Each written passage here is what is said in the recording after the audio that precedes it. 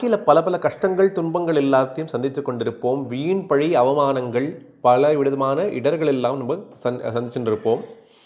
அந்த இடர்கள் எல்லாத்தையும் போக்கி இடர்களையும் அற்புதமான பதிகம், அது மட்டும் இல்லாமல் இந்த வீண் பழி கெட்ட பேரெல்லாம் வருதா இதிலிருந்தெல்லாம் நம்மை காப்பாற்றி விடுவிக்கக்கூடிய ஒரு அற்புதமான பதிகத்தை ஞானசம்பந்தமூர்த்தி சுவாமிகள் எழுதியிருக்கார். திருநெடுங்களம் அப்படிங்கிற அற்புதமான க்ஷேத்திரத்தின் மேலே.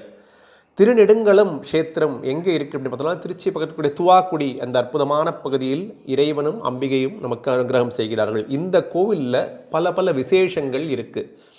இந்த பதிகத்தை படனம் செய்யணும் அப்படின்னு காஞ்சி மகாபெரிவா நிறைய வாட்டி அறிவுறுத்தது மட்டும் இல்லாமல் இந்த பதிகத்தை அச்சடித்து கொடுக்குமாறும் நிறைய பேருக்கு அனுகிரகம் செய்திருக்கார். இந்த கோவிலுடைய பதிகத்துக்கு அப்பேற்பட்ட ஒரு அற்புதமான சக்தி இருக்குது. திருநெடுங்களம் அப்படிங்கிற இந்த க்ஷேத்திரம். ஞானசம்பந்தமூர்த்தி சுவாமிகள் சிவபெருமானை தியானித்து இந்த பதிகம் எழுதுகிறார். இந்த பதிகத்தை படனம் செய்தோம் அப்படின்னு சொன்னால் கண்டிப்பாக பலன் கிடைக்கும், அதில் சத்தியம், அதில் எந்தவித சந்தேகமும் வேண்டாம். திருநெடுங்களம் கோவிலோட விசேஷம் என்ன அப்படின்னு பார்த்தோம்னு சொன்னால், இறைவனும் இறைவியும் ஒரே கருவறையில் இருப்பார்கள். அதை உணர்த்தும் விதமாக சிவபெருமான சிவலிங்கம் இருக்கு இல்லையா, சிவலிங்கத்துக்கு மேலே பார்த்தோம்னால் 2 கோபுரங்கள் நமக்கு தெரியும், 2 விமானங்கள் தெரியும். ஆனால் உள்ள பார்த்தா சிவபெருமான் மட்டும்தான் இருப்பார். அம்பிகை சிவபெருமானை நோக்கி தவம் இருந்து சிவபெருமானை கைப்பிடித்த இடம் அப்படிங்கிற காரணத்தினால் திருநெடுங்களம். திருநெடுங்களம் அப்படின்னா நீட்டமாக இருக்கக்கூடிய ஒரு நிலப்பரப்பு திருநெடுங்களம் அப்படிங்கிற அந்த பேருக்கு, அந்த ஊரோட பேருக்கான அர்த்தம் வருது. இறைவன் அம்பிகை அர்த்தநாரீஸ்வரர் அந்த சுரூபத்தில் அம்பிகையும் பாதி எடுத்துட்டு மாதுரு பாகனாக ஏற்றுக்கொள்கிறார் அல்லவா, அதற்காக அம்பிகை இந்த ஸ்தலத்தில் தான் தவம் புரிந்தாள். இந்த பதிகத்தை படனம் செய்தோம் அப்படின்னு சொன்னால் கண்டிப்பாக பல பல அற்புத பலன்கள் கிடைக்கும். இந்த ஸ்தலத்தில் யார் வழிபட்டிருக்கான்னு பார்த்தா சித்தருக்கெல்லாம் சித்தராக இருக்கக்கூடிய நம்ம எல்லாரையும் வழிநடத்தி கொண்டிருக்கக்கூடிய அவருடைய அனுகிரகத்தால் நம்ம எல்லாம் அனுகிரகித்து கொடுக்கக்கூடிய ஆசான் அகத்தீசர் அற்புதமான சித்தர் இருக்கார். ஆசான் அகத்தீசரே பிரத்யட்சமாக இறைவனை வழிபட்டிருக்கார் அப்படின்னால் திருநெடுங்களம் அப்படிங்கிறது எவ்வளவு விசேஷமான ஸ்தலம்.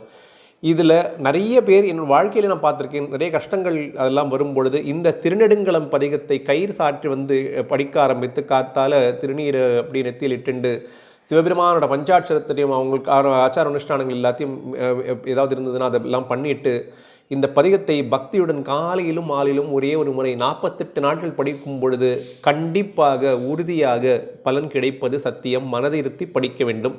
ரொம்ப அற்புதமான பதிகம். இப்போ பதிகத்தை ஆசான் அகத்தீஸ்வரர் கடாட்சத்தால் நாம் இப்பொழுது தியானிப்போம். திருச்சிற்றம்பலம்.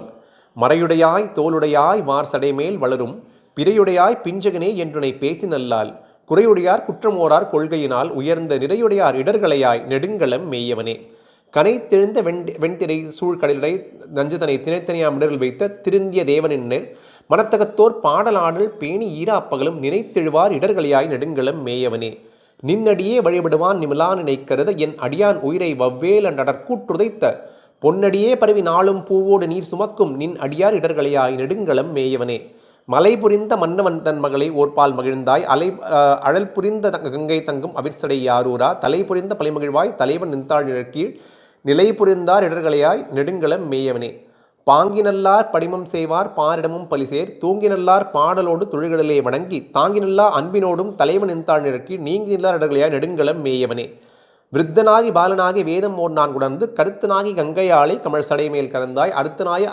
ஆதிதேவன் அடியணையே பரவும் நிறுத்தகீதரிடர்களையார் நெடுங்களம் மேயவனே கூறுகொண்டாய் மூன்றும் ஒன்றாக கூட்டியோர் வெங்கனையால் மாறுகொண்டார் புறமிருத்த மன்னவனே கொடிமேல் ஏறுகொண்டாய் சாந்தம் மீது என்றெம்பெருமான் அணிந்த நீரு கொண்டார் இடர்களையாய் நெடுங்களம் மேயவனே குன்றின் உச்சிமேல் விளங்கும் கொடிமதில் சூழ் இலங்கை அன்று நின்ற அரக்கற்கோனை அறுவரை கீழ் அடர்த்தாய் என்று நல்ல வாய்மொழியால் ஏத்தி ஈராப்பகலும் நின்றனைவார் இடர்களையாய் நெடுங்களம் மேயவனே வேழ வெண்கொம்பு யோசித்தமாலும் விளங்கிய நான் முகனும் சூழ எங்கும் நேட அங்குவோர் சோதியுள் ஆகி நின்றாய் கேழில் வெண்கொம்பு அணிந்த பெம்மான் கேடிலா பொன்னடியின் நிழல் வாழ்வார் இடர்களையாய் நெடுங்களம் மேயவனே வெஞ்சல் தஞ்சல் ஆகி நின்ற வேடமில்லா சமணம் தஞ்சமில்லா சாக்கிரம் தத்துவம் ஒன்றறிவார் துஞ்சலில்லா வாய்மொழியால் தோத்திரம் நின்னடியே நெஞ்சில் வைப்பார் இடர்களையாய் நெடுங்களம் மேயவனே நீடவல்ல வார்சடையான் மேய நெடுங்களத்தை சேடர் வாழும் மாமருகிற் சிறபுறத்தொன் நல்லதால் நாடவல்ல பனுவல் மாலை ஞான சம்பந்தன் சொன்ன பாடல் 10 பாடல் வல்லார் பாவம் பறையுமே அப்படின்னு ஞானசம்பந்தர் சுவாமிகள் சொல்கிறார். இதில் என்னெல்லாம் சுவாமி சிவபெருமானுக்கே சொல்கிறார் அப்படின்னு பார்த்தீங்கன்னா, இடர்களையாய் நெடுங்கலம் மேயவனே, இடர்களையாய் நெடுங்கலம் மேயவனே அப்படின்னா அவங்களுக்கு கஷ்டத்தை எல்லாத்தையும் போக்கு நெடுங்கலனாதா, அந்த கஷ்டத்தை எல்லாத்தையும் போக்கு நெடுங்கலனாதா அப்படின்னு சுவாமிக்கு ஒரு அன்பு கட்டளையே அவர் ஞான சம்பந்தமூர்த்தி சுவாமி அளிக்கிறார். சாட்சாத் முருகப்பெருமான் அல்லவா தன் தந்தையிடம் இப்படி எல்லாம் பேச முடியும், அவரால் பேச முடியும்.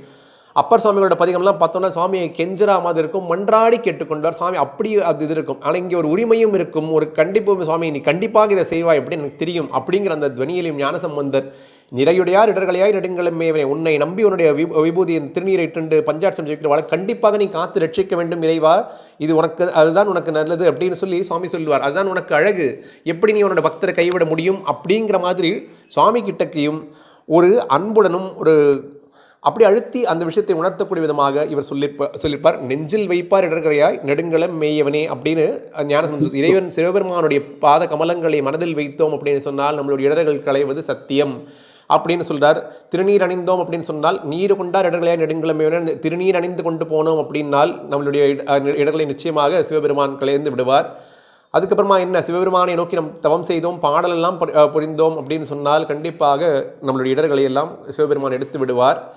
சிவபெருமானுடைய அடியே பரவி கொண்டு அதை புகழ்ந்து கொண்டிருக்கக்கூடியவர்களுடைய அவருடைய கஷ்டத்தை எல்லாம் சிவபெருமான் போக்குவார் அப்படின்னு பல விதமாக இந்த பாடலில் மறுபடியும் ஞானசம்பந்தமூர்த்தி சுவாமிகள் சொல்லிக்கொண்டே வரார். அப்படின்னால் திருநெடுங்கலம் அப்படிங்கிற இந்த அற்புதமான க்ஷேத்திரம், இந்த பதிகத்தை நம்ம காலையிலும் மாலையிலும் பாராயணம் செய்ய வேண்டும். அதற்கு முன்னால் விநாயகப் பெருமானை வணங்கிவிட்டு நால்வருக்கு ஒரு நமஸ்காரம் செய்துவிட்டு இந்த பதிகத்தை படிக்க ஆரம்பித்தோம் அப்படின்னு சொன்னால் பல அற்புதங்கள் நடக்கும்.